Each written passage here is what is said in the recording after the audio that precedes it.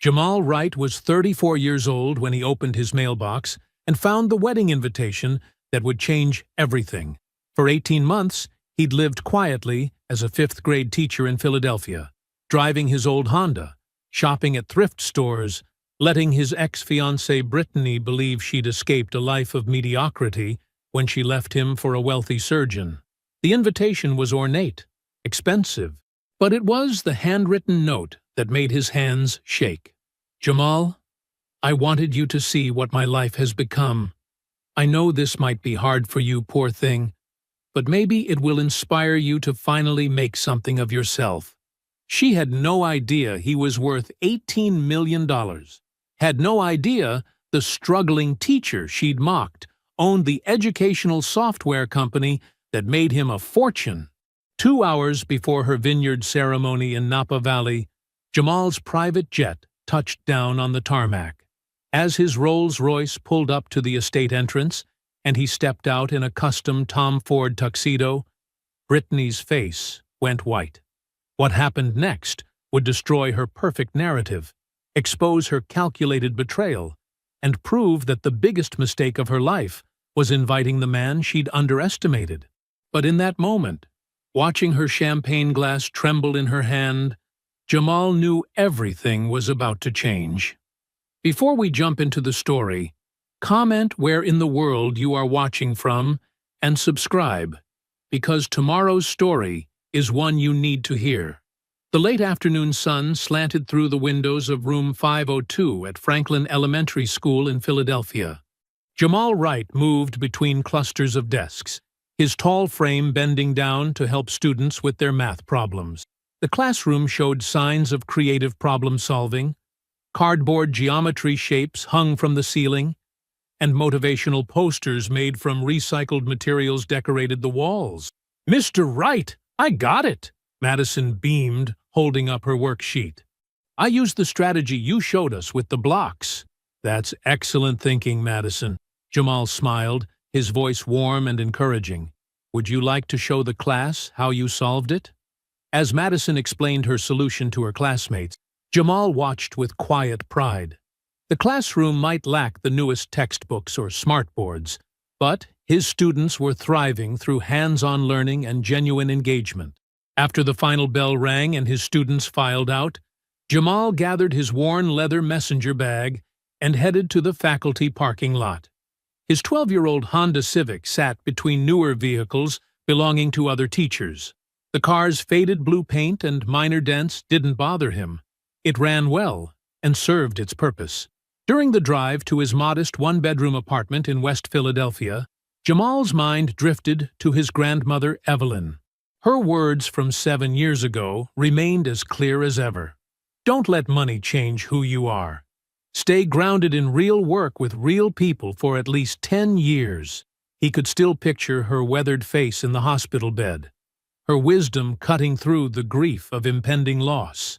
Just 2 months after that conversation, he'd sold LearnBridge, his educational software platform, for $18 million. Only his lawyer and financial advisor knew about his wealth, a choice that had shaped every aspect of his life since. Pulling into his apartment complex's parking lot, Jamal nodded to Mrs. Rodriguez, who was struggling with her groceries. He grabbed her bags despite her protests, carrying them up 3 flights of stairs to her unit. "You're too kind, Mr. Wright," she said, "always helping everyone." Inside his own apartment, Jamal changed out of his work clothes into comfortable jeans and a t-shirt from the thrift store. The space was small but tidy, furnished with second-hand pieces chosen with care. On his desk sat a framed photo of his grandmother, Evelyn. His phone buzzed, an email from his financial advisor about another anonymous donation. This time, it was $12,000 for young Tommy Martinez's diabetes treatment. The boy's family had been struggling since his diagnosis, and Jamal had overheard his mother crying in the school office about medical bills. Settling onto his worn couch, Jamal allowed himself a moment of reflection about Brittany Lawson. Their breakup 18 months ago had hurt, not because he still wanted her, but because of what it revealed about her character. "A man without drive," she'd called him, her voice dripping with disappointment. I need someone who can give me the life I deserve. 2 months later, she was dating Dr. Trevor Montgomery, posting photos from exotic vacations and charity galas. Sometimes, usually late at night, Jamal questioned whether hiding his wealth had been the right choice. Was it truly about honoring his grandmother's wishes, or was it about protecting himself from people like Brittany? Maybe both were true. The thought followed him downstairs to check his mailbox. Bills, flyers, and then something different. An ornate cream-colored envelope with gold lettering caught his eye.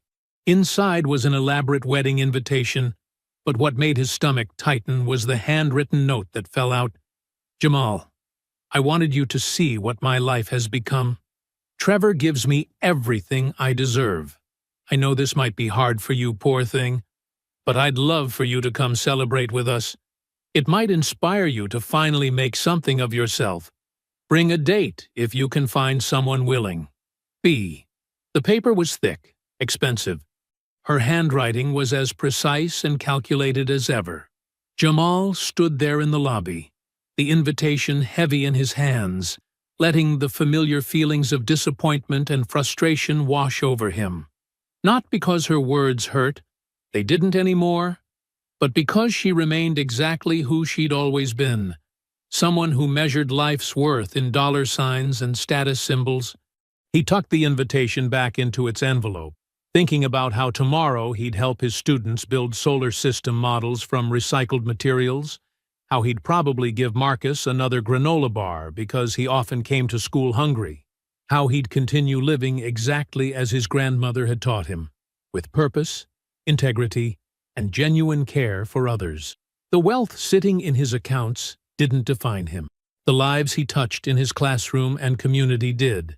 That was something Brittany had never understood, and probably never would. That evening, Jamal sat at his small kitchen table, the wedding invitation spread before him under the warm light of his pendant lamp. He read Brittany's note again, each condescending word stirring a mixture of hurt and anger that he hadn't felt since their breakup. Poor thing, he muttered, shaking his head. The casual cruelty of her words felt like a slap. Even after 18 months, she still saw him as someone to be pitied. Or worse, someone to be used as an object lesson in her narrative of trading up in life. Opening his laptop, Jamal began researching Dr. Trevor Montgomery. The surgeon's Instagram feed was a carefully curated display of wealth. Designer watches, luxury cars, vacation photos in exotic locations. Professional photos showed him in an upscale medical office, wearing expensive suits, always perfectly posed. But as Jamal dug deeper, cracks in the facade began to appear. A local business news article mentioned Trevor's practice was facing financial restructuring. Court records revealed 3 pending malpractice lawsuits. The luxury cars in his photos? All leased, according to records Jamal found. The beautiful house Trevor posed in front of? Mortgaged to the hilt, with 2 refinances in the past year. Everything's leveraged, Jamal whispered, piecing it together. It's all for show. The discovery should have made him feel better, but instead, it just deepened his unease.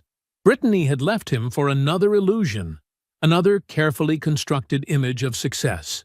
But something about the timing nagged at him. Getting up from the table, Jamal went to his bedroom closet. On the top shelf, behind some old textbooks, sat a box of photos and mementos from his relationship with Brittany. He hadn't looked at them since the breakup, but tonight felt different.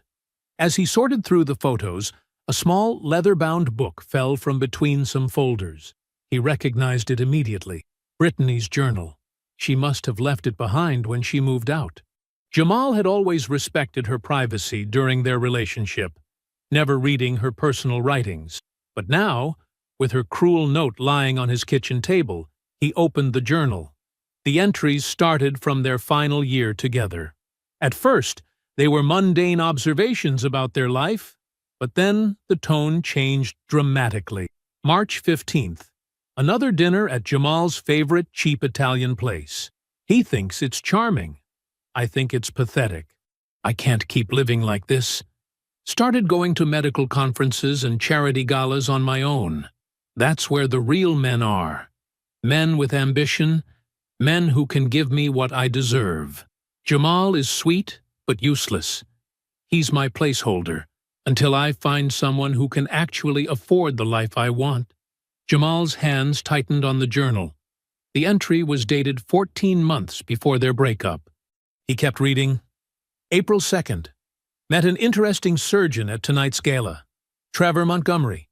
He noticed my Hermes scarf. Thank God for credit cards. Need to position myself to run into him again. May 18th. Trevor took the bait. Surgeon, 6 figures. Everything I need. His practice seems successful, and he knows all the right people. Just need to time the exit from Jamal perfectly. Can't seem too cruel. Need to keep the moral high ground. The entries continued, detailing her calculated pursuit of Trevor, her strategic planning of their chance encounters, even her rehearsed breakup speech to Jamal. Every moment he had thought was genuine had been orchestrated. Every tear she'd shed had been planned. June 30th. Lisa is helping me coordinate the Trevor situation. She knows his schedule, where he hangs out. I've started dressing differently when I know I'll see him. Jamal doesn't even notice. He's too busy with his precious students. His dedication to teaching would be admirable if it wasn't so limiting. I deserve more than a life of discount stores and budgeting. The hurt Jamal had felt earlier transformed into something colder, clearer. This wasn't just about Brittany leaving him for someone wealthier. It was about her meticulously plotting his replacement while playing the role of loving fiancé.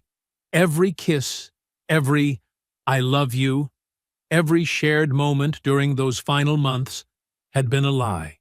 He closed the journal and looked at the wedding invitation again. Her condescending note now read differently, not just cruel, but deeply ironic. She had orchestrated this entire situation, from their breakup to this invitation, believing she was the one in control of the narrative. Jamal reached for his phone and scrolled to a contact he hadn't called in months. Andre Patterson, his college roommate who was now a successful entertainment attorney in L.A. Andre was one of the few people who knew about his wealth, who had questioned his choice to live so modestly. Taking a deep breath, Jamal pressed call. After 2 rings, Andre's familiar voice answered. "My man. Long time no talk." "It's time," Jamal said quietly. "I need your help with something." Jamal stepped out of his Honda Civic into the crisp morning air of downtown Philadelphia. The towering glass office building reflected the early sunlight as he straightened his simple blue tie. Despite what he was about to do, he kept his usual modest appearance, khakis and a button-down shirt from Target. Inside the sleek conference room, his financial advisor Sarah Chen and attorney Michael Brooks were already waiting. Sarah had managed his millions since the LearnBridge sale, while Michael had handled the original software company acquisition. "It's time," Jamal said, settling into a leather chair. "The 10 years are almost up anyway. Let's make some moves." Sarah raised an eyebrow. "Are you sure? We've worked hard to keep your wealth private all these years. I'm sure." Jamal placed Brittany's wedding invitation on the glass table. "I need to start living authentically." Michael adjusted his glasses, reviewing the invitation. "What exactly did you have in mind?" "I want to make strategic moves that will make my wealth more visible, but tastefully. Nothing flashy or desperate." Jamal leaned forward. "I've honored my grandmother's wish to stay grounded. Now I need to honor myself." For the next hour, they mapped out a plan. Sarah would begin shifting some investments into more visible ventures. Michael would handle the paperwork for a private jet rental and coordinate with the Vineyard Estate in Napa Valley. During a coffee break, Jamal stepped out to call Andre. His old college roommate picked up on the first ring. "Jamal, what's up, man? Haven't heard from you in a minute." "Andre, I need your help with something. Remember that software company I sold? The one that made you rich while you've been playing humble teacher?" "Yeah. What about it?" Jamal explained about Brittany's wedding invitation and his plan. Andre's entertainment industry connections could help understand exactly what narrative was circulating. "Oh, man," Andre said, his voice turning serious. "Actually, I heard something about this through mutual friends. You're not gonna like it. Tell me." "Brittany's been spreading this story everywhere. Says you fell apart after she left. That you've been desperately texting her, begging her to come back. She's telling everyone she invited you to the wedding out of pity, to help you find closure." Andre paused. "She's positioned herself as this benevolent ex who's trying to help her struggling former fiancé move on." Jamal's jaw tightened. "And people believe this? It's spread through your entire social circle, man. She's got everyone thinking you're this sad, broken guy she had to leave behind for her own good." "Perfect," Jamal said quietly. "That makes this even better." Back in the conference room, Jamal finalized the arrangements. He would RSVP yes with a +1. The private jet would land 2 hours before the ceremony. A Rolls-Royce would pick them up from the airport. "Book the presidential suite at the Vineyard Estate," he told Sarah. "I heard through Andre that Brittany tried to get it, but couldn't afford it." "Already done," Sarah replied with a small smile. "The confirmation came through while you were on the phone." Jamal pulled out his phone and called Kendra James. They'd been friends for years, long before she launched her successful fashion design business. She answered with her usual warm enthusiasm. "Jamal! How's my favorite teacher? How'd you like to help me crash a wedding?" "Well, not crash exactly. I was invited, but I need someone who understands both style and strategy." Kendra listened as he explained the situation. Her delighted laughter filled the line. "Oh, this is going to be good. Count me in. I'll design something perfect for both of us." Over the next hour, they coordinated every detail. The jet would land at precisely the right time. The Rolls-Royce would make its entrance when guests were gathering for pre-ceremony cocktails. Everything would be elegant, tasteful, and impossible to ignore. 1 week before the wedding, Jamal sat in his modest apartment, looking at the final confirmation email for the private jet service. The schedule was set. Wheels up from Philadelphia at 8 a.m., landing in Napa Valley at exactly the right moment. He picked up the framed photo of his grandmother that sat on his desk. Her warm smile had always given him strength. "I kept my promise, Grandma," he said softly, touching the glass. "Now I get to be fully myself." The autumn sun cast golden rays across the Napa Valley Vineyard's manicured grounds. Crystal glasses clinked as servers weaved through clusters of well-dressed guests, offering champagne and hors d'oeuvres during the pre-ceremony cocktail hour. The air carried the sweet scent of roses mixed with the earthy aroma of aged wine barrels. Brittany Lawson, radiant in her pre-wedding white cocktail dress, held court near the stone fountain.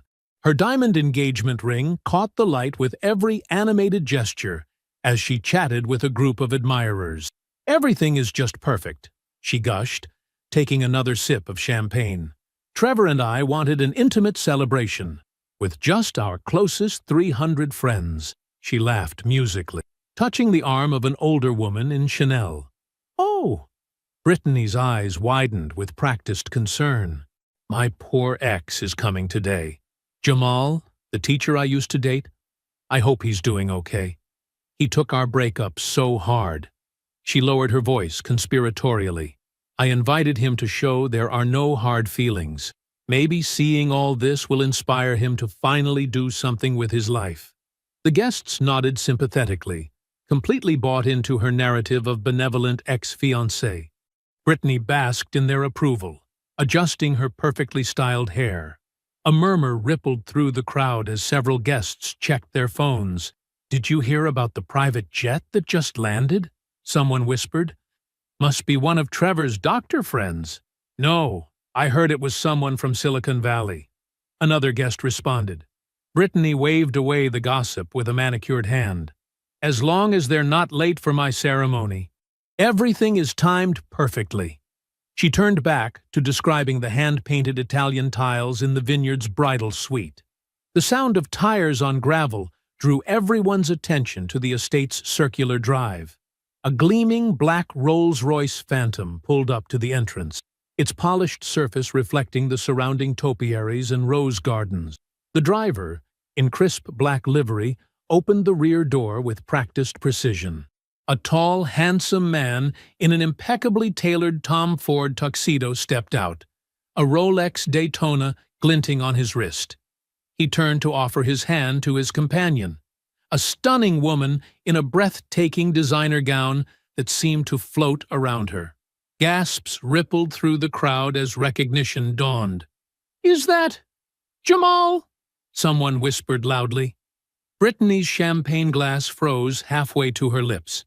Her face cycled through expressions: confusion as she spotted the luxury car, disbelief as she recognized her ex-fiancé, and finally, horror as she processed his transformed appearance. Trevor appeared at her side, his bow tie slightly crooked. "Who is that?" he asked, frowning at the commotion. That's Jamal," Brittany barely whispered, her voice trembling like the champagne in her unsteady hand. Marcus, who had attended college with both Jamal and Brittany, broke away from the crowd and approached the new arrivals. "Man, is that your jet on the tarmac?" Jamal smiled warmly, his calm confidence filling the space around him. "It is. Hope we're not late." The cocktail hour's carefully orchestrated mingling dissolved as guests gravitated toward Jamal and his stunning companion. Questions flew from all directions. "What do you do now? When did this happen? Are you still teaching?" Jamal answered each question with genuine humility, his hand resting lightly on Kendra's back. "I developed some educational software years ago," he explained, "but I've kept teaching because I love it, not because I had to. My grandmother always taught me that what you do matters more than what you have." Each response landed like a quiet rebuke to Brittany's values, though he never mentioned her name. His genuine warmth drew people in, creating an orbit of attention that pulled guests away from the bride's carefully curated spotlight. "The LearnBridge platform? That was you?" a guest asked incredulously. "My kid's school uses that." "We try to keep it affordable for schools," Jamal replied modestly. "Education should be about opportunity, not profit margins." Across the courtyard, Brittany stood frozen, her champagne glass trembling visibly now. She watched as her wedding guests clustered around her poor ex, their backs turned to her. Every carefully constructed narrative she'd built, about Jamal's lack of ambition, about his supposed depression after their breakup, about her magnanimous pity invitation, crumbled in the face of his quiet success. Her perfect wedding day narrative had collapsed before the ceremony even began. Lisa hovered at the edge of the cocktail hour, fidgeting with her champagne glass. Her maid of honor dress, a soft blush silk that Brittany had chosen, suddenly felt too tight. When she finally caught Jamal's eye, she gestured subtly toward a quiet corner of the vineyard, where gnarled old vines created a private alcove. Jamal excused himself from the group of admiring guests and followed her, his movements unhurried and confident. The afternoon sun filtered through the grape leaves, creating dappled shadows on his perfectly tailored tuxedo. "I need to tell you something," Lisa said, her voice trembling slightly. She'd been rehearsing this conversation in her head since Jamal's dramatic arrival. "I'm so sorry, Jamal. I helped Brittany plan everything with Trevor." Jamal remained silent, his expression neutral but attentive. Lisa rushed to continue, the words tumbling out like water from a broken dam. "She made me help her track his schedule, when he'd be at certain medical conferences, which charity galas he attended, even his favorite restaurants and golf clubs." Lisa's hands shook as she spoke. She pursued him like it was a military campaign. Nothing was accidental. Those chance meetings? All planned. Every single one. "I see," Jamal said quietly, his calm demeanor making Lisa feel even more guilty. "Last week, when she was addressing your invitation, Lisa swallowed hard. She called it her power move. She literally said, "I want Jamal to watch me marry money and realize what he lost." Those were her exact words. Jamal's jaw tightened slightly, the first crack in his composed facade. "Go on. There's more," Lisa continued, glancing around to ensure they weren't overheard. "She's been telling Trevor that you're obsessed with her, that you've been constantly texting her, trying to get her back. She's painted this picture of you as this desperate ex who can't let go." Without a word, Jamal pulled out his phone and opened his message history. He handed it to Lisa, who scrolled through, her eyes widening. There wasn't a single message to Brittany in the last 18 months. "Oh, God," Lisa whispered, handing the phone back. "I knew she was lying, but seeing it, I'm so sorry, Jamal. I should have said something sooner. If you need anything, if you want me to tell people the truth." "Thank you, Lisa," Jamal said genuinely. "But the truth has a way of revealing itself." Across the courtyard, Jamal spotted Mr. and Mrs. Lawson standing somewhat apart from the crowd. He remembered Sunday dinners at their house, Mr. Lawson's dad jokes, Mrs. Lawson's warm hugs. They had always treated him like family. He made his way over to them, noting how Mrs. Lawson's eyes welled up at his approach. "Jamal," she said softly, reaching out to touch his arm. "You look wonderful." "We've missed you, son," Mr. Lawson added, his voice gruff with emotion. "I've missed you both, too," Jamal replied sincerely. Mrs. Lawson wiped at her eyes carefully. "We never understood why she left you. We tried to talk to her, but she said you weren't ambitious enough, that you'd never—" She trailed off, embarrassed. "I heard you've done very well," Mr. Lawson said. "The jet, the car." Jamal nodded, choosing his words carefully. "I've been blessed professionally, but I chose to stay in teaching because it matters to me. I've been funding educational initiatives and scholarships anonymously. It's important work." Mr. Lawson's eyes widened as understanding dawned. "You had money the whole time? Even when you were with Brittany?" "Yes," Jamal confirmed quietly. "I believe in people loving me for who I am, not what I have." Mrs. Lawson pressed her hand to her mouth, the full weight of her daughter's shallow choices hitting her. Before she could respond, a flash of white appeared in their peripheral vision. Brittany rushed toward them, her wedding dress rustling, anxiety clear beneath her forced smile. She grabbed Jamal's arm with more force than necessary. "Jamal!" she said too loudly, her fingers digging into his sleeve. "Let's catch up privately." Brittany's manicured nails dug into Jamal's arm as she practically dragged him toward a private stone terrace. Cascading vines draped over the railing, offering a picturesque view of the sun-drenched vineyard below. The moment they were out of earshot from the other guests, her smile vanished like morning dew under harsh sunlight. "What the hell are you doing here dressed like that?" she hissed, her perfectly made-up face contorting with anger. "Where did you get this money? Did you rent everything just to embarrass me?" Jamal stood relaxed, hands in his pockets, maintaining the same calm demeanor he used when handling difficult parent conferences at school. "You invited me, remember?" he said softly.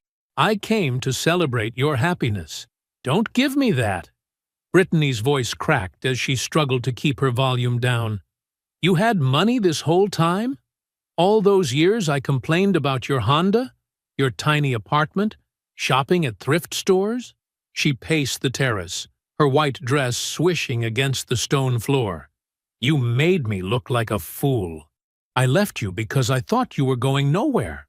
"No," Jamal replied, his voice steady but firm. "You left me because you judged me by what was in my wallet, not what was in my heart. I'm the same man I always was, the same teacher, the same person who loved you despite your constant dissatisfaction." Brittany's hands trembled as she gripped the stone railing. "Does Trevor know? Are you going to tell people?" Her eyes darted toward the cocktail hour where guests were still buzzing about Jamal's arrival. "This is my wedding day, Jamal." "I'm not here to ruin anything," he said, maintaining eye contact. "I'm here because you invited me. You wanted me to see your life. Well, I'm seeing it. You're enjoying this, aren't you?" she accused, her voice bitter. "Showing up in your fancy jet, that ridiculous car, that watch that probably costs more than my first year's salary." "I'm not enjoying your discomfort, Brittany," Jamal interrupted gently. "I'm just existing as myself. The only difference is now you can see what was always there." She stepped closer, lowering her voice to a whisper. "You could have told me. We could have had all of this together." "Could we?" Jamal asked, raising an eyebrow. "Would it have been real? Or would you have just loved what I could give you?" Brittany opened her mouth to respond, then closed it. For the first time, genuine uncertainty crossed her face, as she realized she couldn't control this narrative. The story she'd carefully crafted about her poor ex had shattered, and there was no way to piece it back together. They returned to the reception separately. Brittany rejoined Trevor at the head table, plastering on her camera-ready smile. Jamal took his assigned seat for dinner, finding himself next to one of Trevor's colleagues, Dr. Peterson, who was already several glasses deep into the wedding wine. "Hell of an entrance," Dr. Peterson said, loosening his bow tie. "You know, Trevor's been talking about this wedding for months. Needed it to be perfect." He took another long sip of wine. "Of course, that was before the lawsuit." Jamal carefully cut his steak. "Lawsuit?" "Malpractice," Dr. Peterson continued, his words slightly slurred. "Bad knee replacement. Patients claiming nerve damage. Between you and me, Trevor's practice is hanging by a thread. Banks breathing down his neck. Credit cards maxed out." He leaned in conspiratorially. "All this?" He gestured at the elaborate reception. "Smoke and mirrors, my friend. The cars, the clothes, the country club membership. It's all leverage to the hilt." The surgeon topped off his wine glass, spilling a few drops on the white tablecloth. "That's why he needed someone like Brittany. Told us he found the perfect woman. Beautiful, makes good money, and doesn't ask too many questions about finances." Dr. Peterson chuckled darkly. "He needs her more than she knows." Jamal absorbed this information silently, watching Brittany and Trevor at the head table.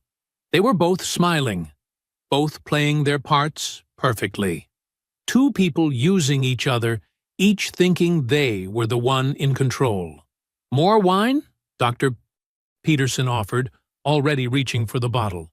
"No, thank you," Jamal replied, his mind piecing together the full picture of their relationship, a house of cards built on mutual deception.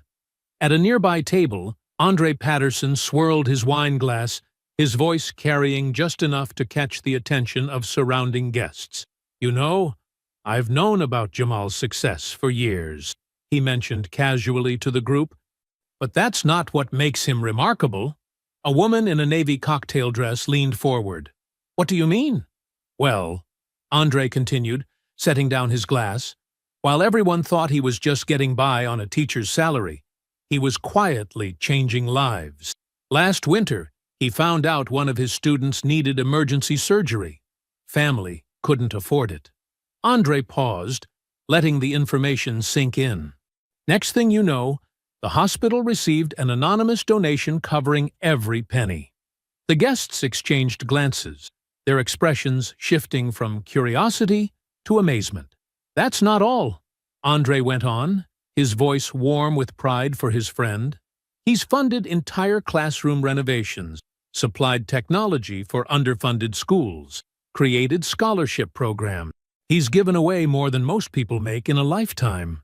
He smiled, adding, "And he never wanted credit, just wanted to help." Like ripples in a pond, the information spread from table to table. Whispers turned to open discussion. Guests who had earlier heard Brittany's dismissive comments about her poor ex now viewed those words through a different lens.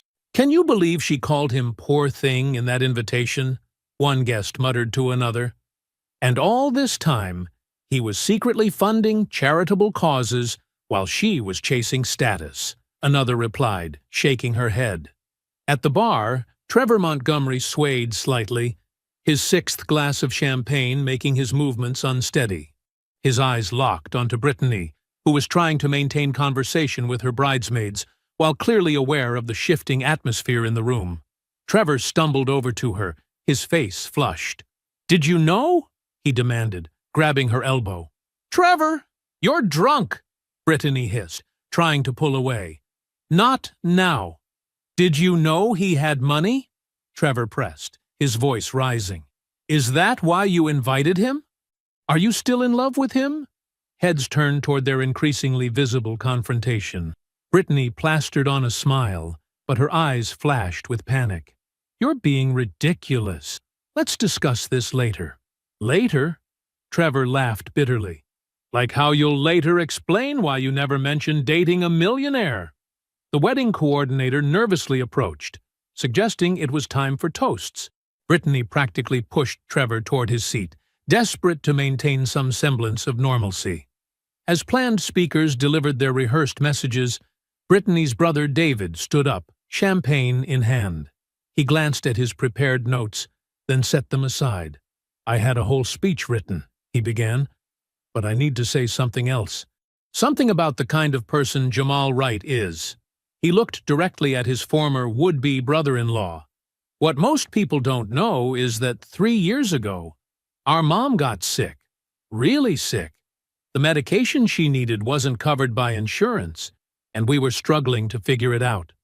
Brittany's smile froze on her face. She hadn't heard this story.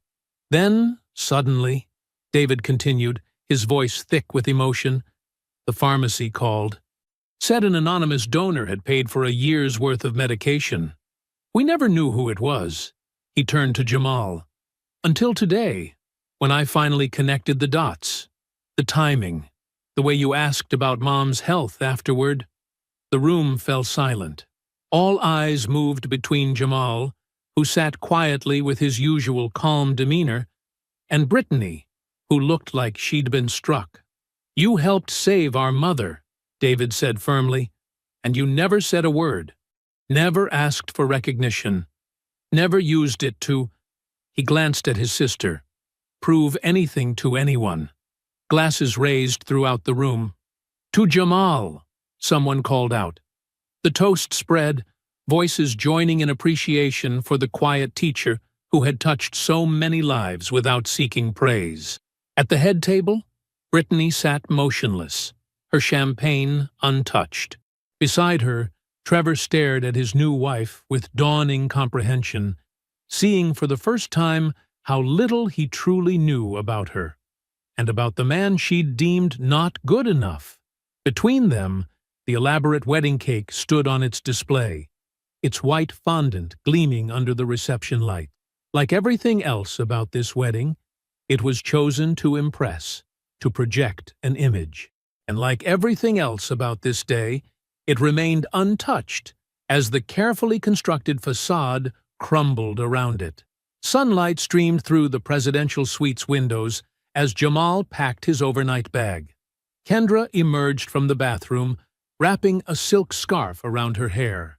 Their quiet morning routine was interrupted by frantic knocking at the door. "Jamal! I know you're in there!" Brittany's voice cracked with desperation. Kendra raised an eyebrow. "Want me to handle this?" "No, it's okay." Jamal squeezed her hand. "I'll deal with it." When he opened the door, Brittany nearly fell forward. Her wedding makeup was smeared, mascara trails staining her cheeks. Her designer dress from the night before was wrinkled, suggesting she hadn't changed or slept. "You—" She stumbled into the room, pointing an accusatory finger. "You destroyed everything!" "Good morning to you too, Brittany." Jamal's voice remained steady. "Don't patronize me!" She paced frantically. "My wedding day. My perfect day. And everyone was talking about you instead of celebrating me. Trevor and I fought all night because of you." Jamal leaned against the dresser, arms crossed. "I attended your wedding as an invited guest. Nothing more." "In a private jet?" With a Rolls-Royce? Her laugh was bitter, hysteric. You planned this. You wanted to humiliate me. No, Brittany. I simply arrived as myself. Everything that happened after came from choices you made long before I got here. She ran her hands through her disheveled hair, switching tactics. Tears welled up in her eyes. Do you know how hard this is for me? Finding out that everything I thought I knew was a lie? You mean like finding out someone you loved was using you as a placeholder? The words hit their mark. Brittany's expression shifted, her voice softening. She moved closer to Jamal. We could have had all of this together. The lifestyle, the status, everything I wanted. She reached for his arm. Why didn't you tell me about the money? Jamal stepped back, maintaining distance. Because I needed to know you loved me, not what I could buy you, and you showed me exactly who you were. That's not fair. I didn't know. That's exactly my point. Jamal walked to his suitcase and pulled out a familiar leather-bound notebook. But I know everything now. Brittany's face drained of color. My journal. Found it months ago in that box you left behind. Every calculated move, every strategy session. He opened to a marked page. Should I read your words back to you? Don't. Jamal is sweet, but useless. He's my placeholder until I find someone who can actually afford the life I want. He closed the journal. You planned to leave me all along. You hunted Trevor like a target. Brittany sank into a nearby chair, her facade crumbling completely. Are you going to tell him? Are you going to show him the journal? Her voice quivered. Are you going to ruin my marriage? Kendra, who had been quietly observing, shook her head in disbelief at Brittany's continued self-absorption.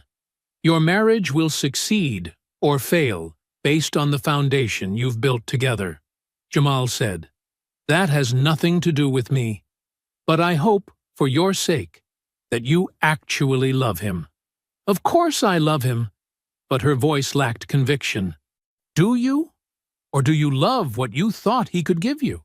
Jamal placed the journal on the table between them. Because a life built on what someone has, instead of who they are, isn't a life, Brittany. It's a transaction. She stared at the journal, tears falling freely now. You don't understand. You can't understand what it's like to want more. I understand wanting more perfectly well, Jamal interrupted. I just never confused more with better, and I never sacrificed who I was to get it. The hotel room phone rang. Their car was ready. We need to head out, Kendra said softly, gathering their bags. Brittany stood unsteadily. So, that's it? You show up, blow up my life, and just leave? You blew up your own life, Brittany. I just declined to keep playing the role you assigned me. Jamal picked up his bag. I wish you well. I really do. They walked past her to the door. Brittany grabbed the door frame for support, her knuckles white, as she watched them head toward the elevator. Her carefully constructed world had shattered, leaving her alone in a hallway with mascara-stained cheeks and the weight of her choices pressing down on her shoulders. 2 weeks after the wedding, Jamal sat at his desk grading papers when his phone buzzed. A message from Lisa appeared. You need to see this. He opened the email, his red pen hovering over a student's math worksheet. Everything's falling apart here, Lisa's message began. Trevor found Brittany's journal yesterday. She left it behind in her panic after talking to you. He read everything. All her plans, her calculated pursuit of him, how she researched his schedule and orchestrated their accidental meetings. He's devastated, Jamal. Not just hurt, but humiliated. Jamal set down his pen, leaning back in his chair. The afternoon sun cast long shadows across his classroom's empty desks. Trevor's family, their old money, very traditional. They already had doubts about Brittany. Now that they know she basically hunted him like a target, they've pulled their financial support from his practice. They're calling her a social climber and saying she trapped their son. The message continued. But that's not even the worst part. Remember how Brittany always had the newest designer everything? Turns out she's been under investigation at work. The wedding expenses drew attention to her expense reports. She's been inflating charges for years, pocketing the difference to fund her luxury lifestyle. We're talking tens of thousands of dollars, Jamal. The company's building a case against her. Criminal charges are possible. Jamal rubbed his temples, remembering all the times Brittany had bragged about her expense account, her casual mentions of business dinners at five-star restaurants. The social fallout is brutal, Lisa wrote. Half the wedding guests have quietly unfriended her on social media. No one's returning her calls. Everyone's talking about how she tried to humiliate her poor ex, who turned out to be this secret millionaire who funds scholarships and helps families in need. The contrast is, well, it's not good for her. His phone buzzed again. Another paragraph appeared. Her parents are taking it especially hard. Your conversation with them at the wedding really hit home. Mrs. Lawson called me crying yesterday. She said they raised her better than this. They're barely speaking to Brittany now. Mr. Lawson said he doesn't recognize the person his daughter became. Jamal stood, walking to his classroom window. Outside, kids played basketball during recess, their laughter floating up to the third floor. She built a house of cards, Lisa's message concluded. And you just stood there being yourself. The wind did the rest. I feel guilty sometimes, being part of her schemes, but watching you handle everything with such grace, it taught me something about dignity. Thank you for that. He stared at his phone for a long moment before opening his messaging app. He typed a final message to Brittany. I hope you find what you're looking for, but I hope more that someday you figure out what that should be. His thumb hovered over the send button before pressing it. Then he blocked her number, deleting their message history. That evening, Andre visited his apartment, bringing takeout from their favorite Thai place. They sat on Jamal's balcony, the city lights twinkling below. You're quiet tonight, Andre observed, reaching for the pad thai. Just thinking. Jamal pushed his food around his plate. Was I wrong to hide the money all those years? Was it really about honoring Grandma Evelyn's wish? Or was I just protecting myself? Andre set down his fork. Why does it have to be one or the other? What do you mean? Look, your grandmother wanted you to stay grounded, to know your worth beyond your bank account. That's real. But after watching your parents' friends change when the money came, after seeing how it affected their relationships, maybe protecting yourself wasn't such a bad instinct. Jamal considered this, remembering how his parents' social circle had transformed after his father's business success, how quickly genuine connections had turned transactional. Both things can be true, Andre continued. You honored your grandmother's wisdom and protected yourself from people who would have valued your wallet more than your character. The question is, what now? Now? Jamal looked out over the city. Yeah, now. The 10 years are almost up. You're not the same person you were at 24. Maybe it's time to think about building relationships on complete honesty from the start. The truth of Andre's words settled over them as they sat in comfortable silence, the city humming below, the future unfolding with new possibilities. 6 months later, a crisp autumn breeze rustled through the colorful leaves as Jamal pulled into the school parking lot in his new Tesla Model 3. The car was a careful choice, environmentally conscious and practical, yet not flashy enough to draw attention. It represented the balance he'd finally found between his wealth and his values. Mrs. Rodriguez, the school secretary, waved as he walked in. Mr. Wright, the new computers for the STEM lab arrived this morning. Perfect timing, Jamal smiled. The kids will be excited to start their coding project. The hallways looked different now. Gone were the worn-out posters and outdated equipment. Through his newly established Evelyn Wright Foundation, named after his grandmother, the school had received funding for technology upgrades, art supplies, and even a small recording studio for the music program. In his classroom, Student projects lined the walls. Not just their work, but their dreams put to paper. A board displayed college acceptance letters from his former students, many of whom had received scholarships through his foundation. He'd finally found a way to merge his two worlds without compromising either. His phone buzzed with a message from Kendra. "Don't forget dinner with the education board tonight. Wearing that blue tie I got you?" Their relationship had evolved naturally after the wedding incident. Weekly coffee meetups turned into long conversations about their shared passion for education and community building. Now, 6 months later, they were partners in every sense. She even helped design the study spaces in his new brownstone in Fairmount. The brownstone had become more than just his home. Every Tuesday and Thursday afternoon, students gathered there for mentoring sessions. The spacious kitchen island became a homework spot. The living room transformed into a discussion space where kids talked about their college dreams and career goals. Between classes, Jamal checked his email and found an invitation to speak at next month's Education Innovation Conference. The topic: Purpose-Driven Success, Building Character Before Building Wealth. He'd been sharing his story more openly now, helping others understand that true success came from aligning actions with values. During lunch, he overheard two teachers discussing Brittany. The news had traveled through Philadelphia's professional circles. She'd lost her marketing executive position after the expense fraud investigation. Now she worked at a smaller firm, earning less than half her previous salary.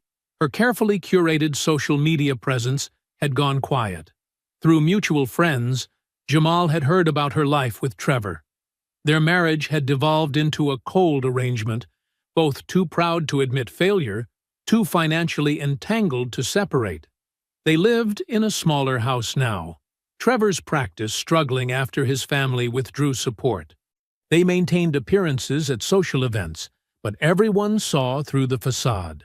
Jamal felt no satisfaction in her downfall. Instead, he felt a quiet gratitude for the lessons his grandmother had taught him about authentic living.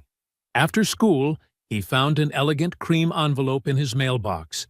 Inside was a wedding invitation from Maria Santos, his former student, Tommy's older sister. She'd been one of the first recipients of his anonymous scholarship fund 6 years ago, which had helped her attend nursing school. The invitation included a handwritten note. "Mr. Wright, you changed my life and never asked for credit. Your secret support helped me become a nurse, and now I'm marrying a wonderful pediatrician I met at the hospital. I'd be honored if you'd celebrate with us." Jamal smiled, remembering the quiet way he'd arranged the scholarship through the school's administration back then. Now he could attend the wedding as himself. No secrets, no hidden identity.